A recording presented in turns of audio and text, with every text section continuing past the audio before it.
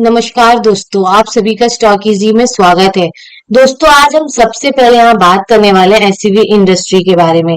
ये जो आप यहाँ पे इंडस्ट्री देख रहे हैं, ये जो कंपनी आपके सामने है, सबसे पहले हम इसको फंडामेंटली एनालाइज करेंगे। फिर हम यहाँ पर आकर कंपनी को टेक्निकली एनालाइज करेंगे। कंपनी इस समय क्या कर रही है, क्या इसमें हम अभी होल्ड कर सकते हैं, बाय कर सकते हैं, या फिर सेल कर देनी चाहिए हमें कंपनी को। अब सबसे पहले हम इसके बिजनेस मॉडल को समझते हैं कि इस कंपनी का बिजनेस मॉडल आखिर है क्या।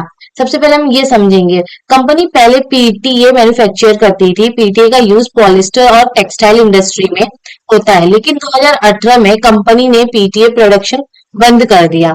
अब ये कंपनी का बिजनेस मॉडल क्या है, ये कंपनी अब mega food park, integrated logistic park, warehousing facilities, land leasing, मतलब कि कंपनी अब मैन्युफैक्चरिंग कंपनी नहीं है।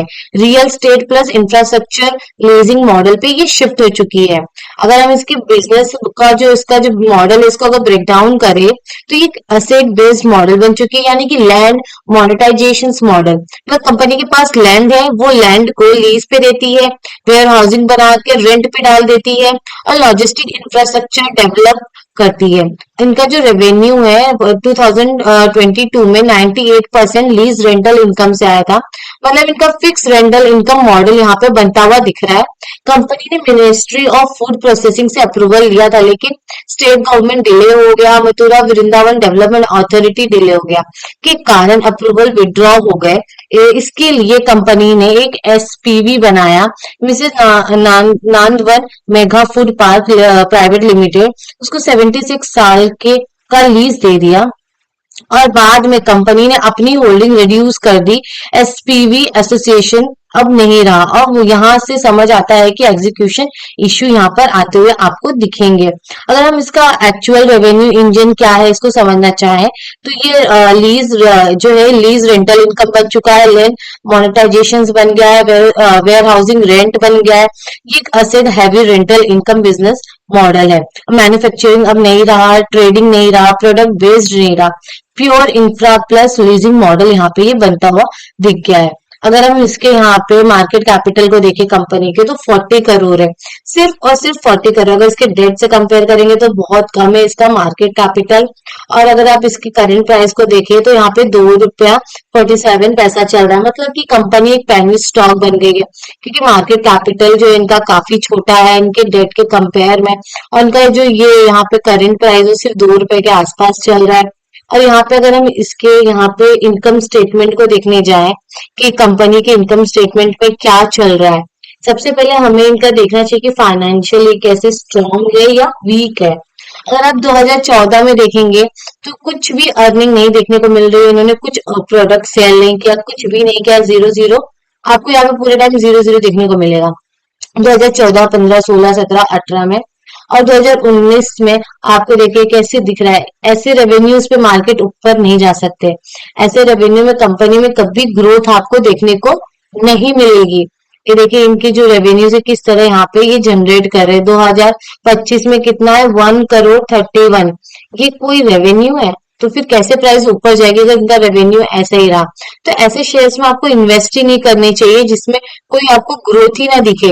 अगर हम नीचे आएंगे तो थोड़ा आपको नीचे आने को मिलेगा। यार आप देखिए ये कंपनी का बैलेंस शीट है, ठीक है। आप कंपनी की बैलेंस शीट में देख सकते हैं बोरोइंग्स बढ़ रही है, लेकिन के रेवेन्यू में कुछ भी नहीं दिख रहा है। अगर कंपनी का बोरोइंग है तो इनको अपने रेवेन्यू में तो दिखना चाहिए, वहां पे तो वो चीज को यहाँ पे तो यहाँ पे आगे रिफ्लेक्ट तो होना चाहिए। अगर आपने लोन लिया तो वो कहाँ जा रहा है, वो क्या कर रहे हो आप लोग। और यहाँ पे अगर इनके फिक्स असेट को देखेंगे, फिक्स असेट भी दिख रहा है। यहाँ पे इनके पास 423 करोड़ का यहाँ 2025 में दिख रहा है, मार्च में इनके पास इतना इनका फिक्स असेट है। इधर अगर हम इनका ट्रेड रिसीवेबल देखेंगे तो ट्रेड रिसीवेबल भी नहीं है कंपनी का इतना कुछ। इसको हम यहाँ पे इग्नोर करके नीचे चलते हैं। कंपनी का कैश फ्लो नहीं है यहाँ पर कुछ भी। ये अपने प्रॉफिट को ये अपने कैश में कुछ कन्वर्ट ही नहीं कर पा रहे। ऐसा क्यों? क्योंकि इनके पास कुछ प्रॉफिट ही नहीं है। जब प्रॉफिट रहेगा तब तो कैश में कन्वर्ट होता है ये चीज। अगर हम नीचे आएंगे, थोड़ा नीचे, यहाँ प्रमोटर्स को देख सकते हैं आप।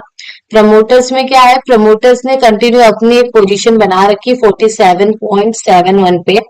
और अभी इससे ज्यादा इन्होंने कम नहीं किया अपनी होल्डिंग को। काफी लंबे समय से मार्च 2023 से ये चीज यहाँ पे इन्होंने होल्ड कर रखी है। लेकिन नीचे भी पब्लिक ने ले रखा है। लेकिन अगर आप एक चीज देखें, जो प्रमोटर्स है चतुर्वेदी, हाँ, नीचे पब्लिक में भी आपको चतुर्वेदी दिखेंगे। उन्होंने भी काफी अरसा तक अगर देखेंगे तो इन्होंने होल्ड करके रखा था, लेकिन अब वो भी यहाँ से निकल चुके हैं। मतलब ये रिटेलर्स ने इनसे खरीद लिया, रिटेलर्स यहाँ फंस गए। रिटेलर्स ऐसे शेयर्स खरीदते हैं, उनको लगता है मल्टी बैगर बन जाएगा, लेकिन वो खुद ही इस ट्रैप में यहाँ पे फंस जाते हैं। आप देख सकते हैं ट्रैप ही यहाँ पे जो चतुर्वेदी से इन्होंने खरीदा था, इन लोगों ने यहाँ पे सेल कर दिया है। यहाँ पे अगर आप देखेंगे दिसंबर 2025 में, तो ये होल्डिंग अब इनके पास यहाँ पे रही नहीं गई है। इन्होंने यहाँ पे शिफ्ट कर दिए, किसको, रिटेलर्स को शेयर शिफ्ट कर दिए। अगर आप और कुछ देखना चाहे तो देख सकते हैं, इसमें डीआईज और एफआईज बिल्कुल भी इंटरेस्टेड नहीं है, उन्होंने इसमें अपनी होल्डिंग बनाई ही नहीं है। तो ऐसे शेयर से आपको हमेशा दूर रहना चाहिए, आपको इग्नोर करने चाहिए ऐसे शेयर्स को। थोड़ा अगर हम इसको यहाँ पे आके टेक्निकली देखें कि कंपनी क्या काम कर रही है, तो यहाँ पे आप देख सकते हैं कि काफी समय से प्राइस यहाँ पे प्राइस ने यहाँ पे अपना हाई कितने का दिया है। अगर आप देखेंगे तो इनका हाई है 10 रुपया, हाँ 10.56, इतना ये प्राइस यहाँ पे इनका हाई गया था प्राइस। और अगर हम जैसे कि हम लोगों ने पीछे देखा था 2000, अगर इनके हम बैलेंस इधर आए प्रॉफिट एंड इनकम है 2014, 15, 16, 17, 18, 18 तक इनका जो रेवेन्यू 00, ये जो 5 साल है, अगर हम यहाँ चार्ट में देखें 2014 से 2014 कहाँ पे, 2014 यहाँ, अगर आप 2014 से देखेंगे यहाँ पे, तो कंपनी तो भी कुछ तो प्राइस यहाँ पे आपको देखने को मिलेगी, जैसे कि एक रेंज में था 1-2 रुपए के आसपास। ये तो इतना भी डिजर्व नहीं करता। अगर इनके पास रेवेन्यू नहीं है तो ये यहाँ पर है ही क्यों, ये कंपनियां लिस्टेड ही क्यों है। ये देखो कुछ भी नहीं है, तो फिर कैसे प्राइस ऊपर जाएगी, जब कुछ है ही नहीं, कंपनी पूरी तरह से खोखली है, कुछ कमा ही नहीं रही है, तो कैसे आपको बिजनेस में ग्रोथ देखने को मिलेगा। आपको हमेशा कंपनी का बैलेंस शीट, उनके इनकम स्टेटमेंट, कैश फ्लो, उनके जो शेयर होल्डिंग पैटर्न है, ये सारी चीजें आपको देखनी चाहिए। अगर आप किसी शेयर में जा रहे हैं इन्वेस्ट करने, तो सबसे ये तो इम्पोर्टेंट है। यही चीज तो है जो हमें बताती है कंपनी कैसा काम कर रही है। कंपनी में तो मैनेजमेंट मैनेजमेंट कैसा काम कर रही है, मैनेजमेंट को कोई इंटरेस्ट नहीं दिख रहा है कि उनको अपने कंपनी में ग्रोथ देखनी है या नहीं देखनी है। तो दोस्तों आज के लिए हम यही रुकते हैं। अगर ये वीडियो आपको यूजफुल लगा है तो लाइक, कमेंट, सब्सक्राइब जरूर करें।